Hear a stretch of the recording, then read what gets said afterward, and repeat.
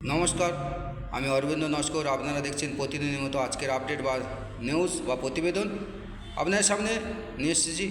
প্রতিদিন আমি সামাজিক খবর করি, সমাজের সত্য ঘটনা তুলে ধরি, যা সমাজে ঘটছে, এবং সমাজকে পরিবর্তন করার চেষ্টা করি। কারণ আমি শিক্ষিত ব্যক্তি, এবং যেখানে শিক্ষা নেই সেখানে এই সমস্ত গণ্ডগোল ঝগড়া লেগেই থাকে। বিশেষ করে আমাদের পশ্চিমবঙ্গে কি ভারতে এখনও অনেক অশিক্ষিত আছে। তাই সরকারকে বলবো, আগে শিক্ষার আলোয় এদের আনতে হবে, আধুনিক শিক্ষায় শিক্ষিত করতে হবে। এদের মানদাদামালের বা পুরানো শিক্ষায় শিক্ষিত করলে হবে না, এদের আধুনিক শিক্ষায় শিক্ষিত করতে হবে। তবে এরা সচেতন হবে, বা তবে এরা শান্ত হবে, তবে এরা ভদ্র হবে, নম্র হবে। তাই আপনাদের সামনে আজ আসল নিউজ শুরু করছি, আপনারা মনোযোগ সহকারে শুনবেন। বাঁচান আমাদের, আমরা আর পারছি না। মুর্শিদাবাদে বিএসএফ নামতেই হাত জোর করে কাতর আর্জি জনগণের। আরে ভাই, এটা হিন্দুস্থান, এখানে হিন্দুরা সুরক্ষা পাবে না, তাহলে কোথায় পাবে? ভারত সরকারকে একটা ব্যবস্থা নিতে হবে। সারা জীবন কি হিন্দুরা মার খাবে? হিন্দুরা সহ্যকারী, সহনশীল, সহজে কোনো বিষয়ে গণ্ডগোল করে না বা গণ্ডগোল করতে চায় না। তা বলে দিনের পর দিন খবরের পাতা খুললে দেখা যাচ্ছে হিন্দুদের ওপর অত্যাচার হচ্ছে, জুলুম হচ্ছে। এটা কেমন বিচার? এভাবে কি কোনো আইন কানুন, এখনও কি এখানে কোনো আইন কানুন নেই আমাদের দেশে? হিন্দুদের এক হতে হবে, তা না হলে আরও খারাপ পরিস্থিতি হবে ভবিষ্যতে। তাই হিন্দুদের এক হতে হবে। জয় হিন্দুস্থান, জয় ভারত, জাগো হিন্দু। আর কতদিন ঘুমিয়ে থাকবে? এবার ঘুম ভাঙো, তা না হলে অদূর ভবিষ্যতে ভারতে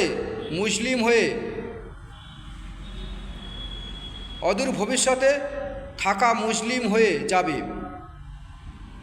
আর এর জন্য দায়ী কংগ্রেস সরকার। অদূর ভবিষ্যতে ভারতে থাকা খুব মুশকিল হয়ে যাবে। অদূর ভবিষ্যতে থাকা খুব মুশকিল হয়ে যাবে ভারতে, মুসলিম নয়, মুশকিল হয়ে যাবে। অদূর ভবিষ্যতে ভারতে থাকা খুব মুশকিল হয়ে যাবে।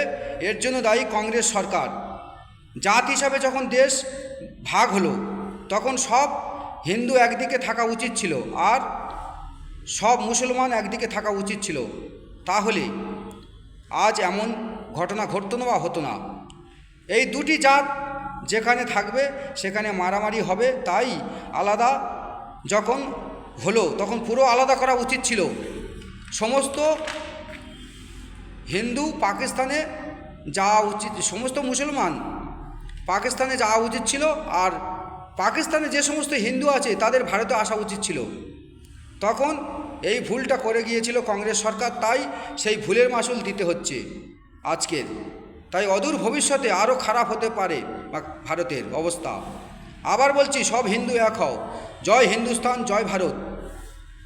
কারণ যখন ভারত জাত হিসাবে দুটি ভাগ হলো,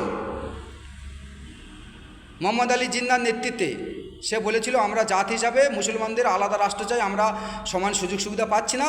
তাই ইংরেজদের সঙ্গে ষড়যন্ত্র করে এই দেশকে ভাগ করলো। তাই সেই সময় সমস্ত মুসলমান পাকিস্তানে যাওয়া উচিত ছিল, এবং পাকিস্তানে যে সমস্ত হিন্দু আছে সমস্ত হিন্দু ভারতে আসা উচিত ছিল। তাহলে আজকের এই গণ্ডগোলগুলো হতো না। এই দুটো জাত সারা জীবন গণ্ডগোল হচ্ছে এবং গণ্ডগোল হতে থাকছে। তাই সেদিন যে ভুল কংগ্রেস সরকার বা গান্ধীজি, ওরা যারা যারা সমাজপতি ছিল, গান্ধীজি বিশেষ করে হেড ছিলেন ভারতের, এই ভুলটি করে গেছেন। সেকুলার কান্ট্রি বা নিরপেক্ষ দেশ হিসেবে ঠিক আছে, অন্য জাত থাকলে কোনো গণ্ডগোল হতো না, কিন্তু যেখানে যেখানে হিন্দু আর মুসলমান থাকবে সেখানে সারা জীবন গণ্ডগোল হতে থাকবে। তাই অদূর ভবিষ্যতে যদি এই ভারত ভাগ হয়, সেদিন আমি বেঁচে থাকি আর না থাকি, তাই হিন্দুদের বলে যাব, সমস্ত হিন্দু যেন একদিকে থাকে, সমস্ত মুসলমান যেন একদিকে থাকে। তখন যারা হেড থাকবে সমাজের, তারা এই হিসাবে যেন ভাগ করে। আজ না হোক কাল বা 4-5 জেনারেশন পরে যখন মুসলমান সংখ্যা বেড়ে যাবে, তখন কিন্তু এরাই দাবি করবে যে আবার ভারত ভাগ করব। কারণ আমরা দেখতে পাচ্ছি চারিদিকে যা গণ্ডগোল শুরু করেছে এরা, যেটা কোরআনে হাদিসে লেখা নেই। এরা আল্লাহর নামে মিথ্যা দোহাই দিয়ে, আল্লাহ কিন্তু এরকম করতে বলেনি। তারা বলেছে সব ধর্ম একই, সব ধর্ম সমান, এবং মন্দির মসজিদ এক জায়গায় থাকবে, একসঙ্গে থাকবে, নামাজ ও প্রণাম বা পূজা একসঙ্গে হবে। এটি হাদিসে বা কোরআনে লেখা আছে। আমরা হাদিস পড়ে দেখেছি, কোরআনে পড়ে দেখেছি, সেখানে বা আমাদের রামায়ণ মহাভারতে লেখা আছে পাপ থেকে দূরে থাকো। প্রত্যেক ধর্মে লেখা আছে, বা খ্রিস্টানদের বাইবেলে বলা আছে পাপ থেকে দূরে থাকো। কিন্তু আমরা কি করছি? মানুষ পাপ কাজ করছি, আমরা কিন্তু পাপ থেকে দূরে থাকছি না। তাই প্রত্যেক ধর্মে লেখা আছে যে পূজা এবং পূজা প্রার্থনা এবং নামাজ একসঙ্গে হবে এবং হওয়া উচিত। মন্দির, মসজিদ, গির্জা সব একসঙ্গে থাকবে, পাশাপাশি থাকবে, এর জন্য গণ্ডগোল করা উচিত না। তাই মুসলমান সমাজের কাছে অনুরোধ, যারা হেড আছেন, যারা শিক্ষিত ব্যক্তি আছেন, আপনাদের মধ্যে অনেক শিক্ষা কম আছে, তাই আপনাদের বাচ্চাদের স্কুলে পাঠান, শিক্ষিত করুন। এবং ভারত সরকারকে বলবো যাতে মুসলমানদের জন্য বিশেষ করে এদের জন্য আলাদা আলাদা স্কুল ব্যবস্থা করতে হবে, কারণ এদের শিক্ষিত করতে হবে। এদের আধুনিক শিক্ষা শিক্ষিত না করলে দেশের মধ্যে এই গণ্ডগোল লেগে আছে, লেগে থাকবে। তাই এদের আগে শিক্ষিত করতে হবে। বেশিরভাগ মানুষ মারামারি করছে, কারা করছে? যারা অশিক্ষিত, মূর্খ, লোকের কথা শুনে। এবং প্রত্যেকটা সরকার চায় যে জনসাধারণকে অন্ধ করে রাখবো সারা জীবন। আগে আমাদের ধর্মে ব্রাহ্মণ এবং মুসলিম ধর্মে মাওলানারা এটাই চেয়েছিল। যুগ যুগ ধরে আমরা ইতিহাসে দেখে আসছি, মাওলানারা আর ব্রাহ্মণরা সাধারণ মানুষকে টুপি পরে এসছে।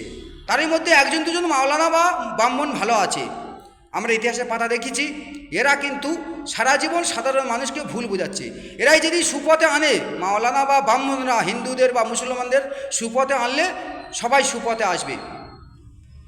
তাই জনগণকে বলবো, আপনারা অযথা বিভ্রান্ত হবেন না, সবাই শান্তিভাবে সব ধর্মেও সমান মিলেমিশে বাস করতে হবে।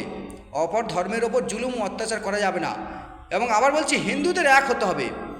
সারা জীবন হিন্দুরা এইভাবে মার খেতে পারে না, তাই হিন্দুদের এক হতে হবে। গোটা বিশ্বের হিন্দুদের এক হতে হবে, গোটা ভারতের হিন্দুদের এক হতে হবে। তা না হলে ভবিষ্যতে পাকিস্তান বা বাংলাদেশের মতো অবস্থা হবে। কংগ্রেস সরকার যে ভুলটি করে গেছে, সেই ভুলটি যেন না জীবনে হয়। দ্বিতীয়বার কোনো দিন যদি সেই দিন আসে, ডিভাইড অ্যান্ড রুল, সেই ডিভাইড যেন এমনভাবে হয় হিন্দুদের মধ্যে যেন একটা মুসলমান থাকে, মুসলমানদের মধ্যে একটা যেন হিন্দু না থাকে। এটাই আমি বলে যাচ্ছি। সেদিন আমি বেঁচে থাকি আর না থাকি, যদি বেঁচে থাকি তাহলে আমি আন্দোলন করব। জয় হিন্দুস্তান, জয় ভারত।